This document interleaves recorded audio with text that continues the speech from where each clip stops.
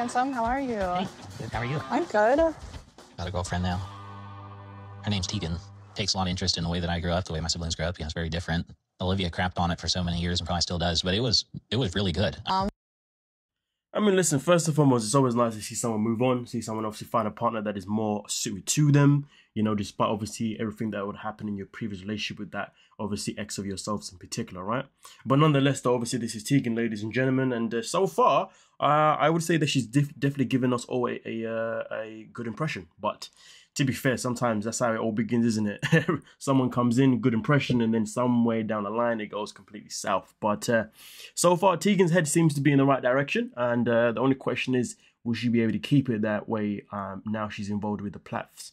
With a child from a previous relationship. I love being a mom. It's the best thing I could have ever asked for. I've always wanted to be a mom, so...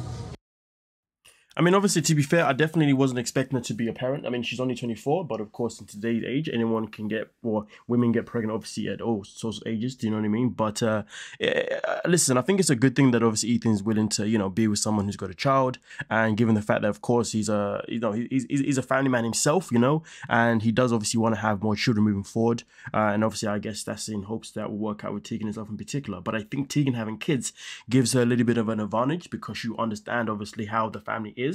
And she understands obviously the importance of being a mother and, you know, certain other boundaries. But again, though, these things may not even be a factor, though, because the Plaths are a very interesting family and they're a very challenging family for many people to kind of come into their lives and to adapt to their way of living. I mean, obviously, Olivia is somebody that went through it and is now obviously no longer there. But at the same time, Olivia still does live rent-free in the family's mind. And that's something that we are going to obviously discover in this video and pretty much throughout the season as well. But let's continue. Yeah, the bright side of Olivia leaving my life is that I have a full and healthy relationship with my family now. Where do you stand with Olivia? Are you guys actually divorced yet? Papers back in November. Apparently some stuff wasn't filled out correctly or whatever and it got sent back to us, but we both moved and didn't get any. And so that way it can all be done properly and I don't have to talk to her, see her, deal with her. Sometimes that's what you got to do, you know. Sometimes you got to find a way that you don't need to communicate anymore because obviously if you've come from a very, very toxic relationship where, you know, communicating with the person that you was once married with is just too challenging because you both can never be on the same page. Definitely best to go through attorneys and obviously leave it down to them. But here's the thing though, even though that is the best way to go around it in the situation, according to Ethan and what he says next. I thought respond to my attorney or my texts. You know, I can't imagine how frustrating that is. Yeah. Sadly, obviously, he's saying that, you know, Olivia isn't exactly playing ball. Apparently, she's not responding to his attorney, nor is she even responding to his texts. Now, of course, responding to his texts, I can imagine her not doing that, not wanting to do that. You know what I mean? That's kind of like a no-brainer. But not responding to his attorney, well, then that's where things get a little bit interesting. Why is she not responding to his attorney? And I think that's something that definitely needs to be, looked into. You see what I'm saying? What is stopping her on her side? You know, what is the roadblock? But I guess that's something else we shall see revealed throughout the rest of this season. And I'm very happy to see that you're happy. But I just have to say it. You've only known him for 3 months and you got married in 2 months. You sure you're good with that? Someone else go through this and I wasn't experiencing it. I don't think I'd be able to fully understand. Yeah. And to be fair, I think the thing that makes it more challenging for some of the family members, someone like Ethan, for example, is that they haven't really been given a chance to really get to know who Zach is. So I can imagine, obviously, how that can cause, you know, an issue or people to have certain concerns. Or based on what Ethan says next. I don't really like him. Why is that? Just being honest with you. That's because I don't know him yet.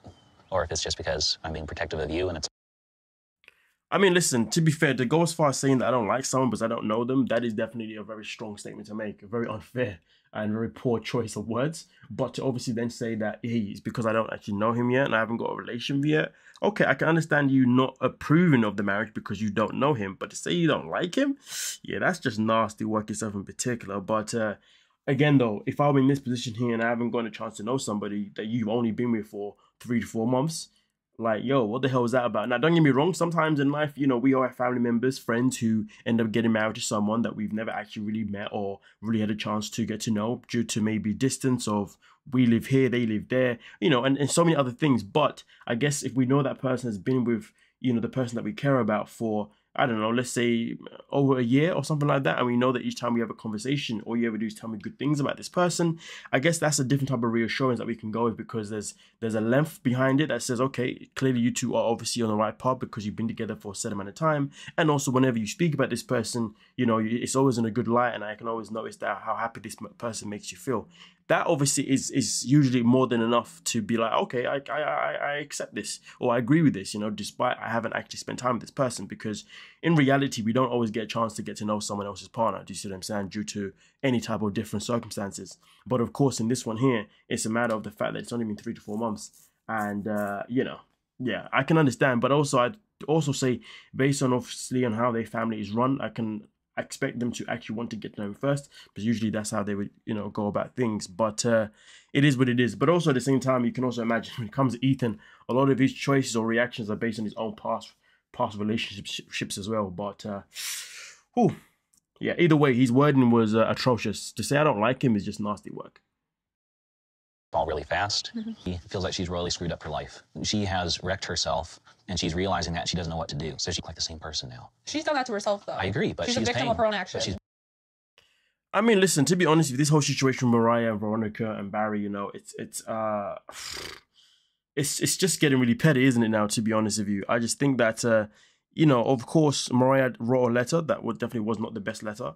And I think if there's any chance of resolving this situation, they need to stop having a conversation about it in this format. They need to just to get people together, you know, maybe get Veronica and Mariah together, and, you know, hopefully they can have a conversation and hopefully something comes out of it. And then also have a conversation with Veronica and Barry and Monica. And Veronica. Wait, no, Veronica, Mariah and Barry. Do you see what I'm saying? So I think the girls should have the conversation first, and then Barry comes in, and then obviously he then gets obviously filled in that conversation. And in that conversation, obviously Mariah can then obviously say her piece, and then maybe then she exits the conversation, and then obviously, you know, Barry can then obviously say what he's got to say towards Veronica, and then it can all be said and done. But this is based on a path that everything is done in a way that is healthy. But right now, because they all keep having conversations behind each other's backs, I don't know how they can ever expect things to get better, to be honest with you. Paying us very high. You're saying that With a guy she barely knew should not derail her life. Olivia's side saw 100% through Olivia's eyes, and, you know, basically cut his family members off, or at least it didn't have a relationship with them.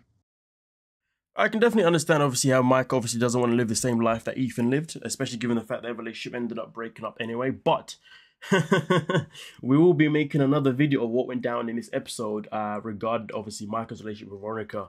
And to be honest with you, Micah's issue here he's got bigger issues to worry about than Veronica and his family not getting along, to be honest with you, based on obviously a confession that he makes. But we will be getting into that one in another video that will either be uploaded today or tomorrow, folks. So please stay tuned for that one. And I'm trying not to let that happen. But I want Veronica to see my I family. don't like care to be around her. She pretends nothing's wrong. but you have to. If you want to be a part of this family, this is the price you pay. I'm going to be honest. I don't know if I want to be part of the family.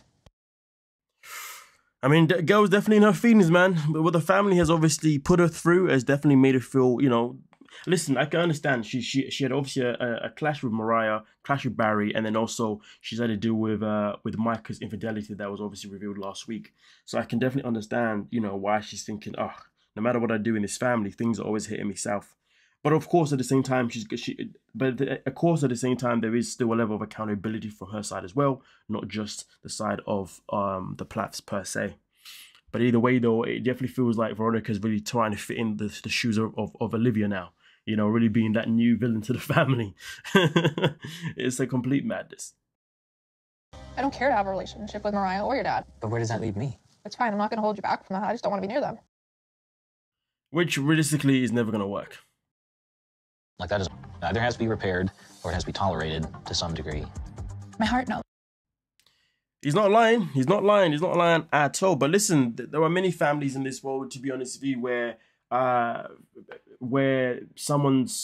their son or their daughter's partner doesn't get along with the family, you know, and this is how they live. And sometimes in that situation, that person, for example, let's say the son, for example, meets a woman that isn't getting along with, meets a woman or a man that isn't getting along with their family. Sometimes that son will end up being like, you know what, F it, I don't want to be around my family no more. You're all bad for me because you all can't be happy for me, blah blah blah. So we do live in a world there are a lot of people who do end up being, you know, disconnected from their family due to a partner. But obviously, I guess with the Plaths, that's something that's obviously happened before with Ethan. And if it happens again with somebody else, then I guess we're better find out, obviously, when it comes to Mike himself in particular. But again, the season is still young, so we've got to see, obviously, how the story pans out. But either way, though, I will be coming out with another video regarding, of course, the infidelity of Micah, how obviously it all kind of happened, and obviously where they are now with it at this moment in time. But yeah, please stay tuned for that one. So like and subscribe and keep your notifications on. I am done and I am out. Peace.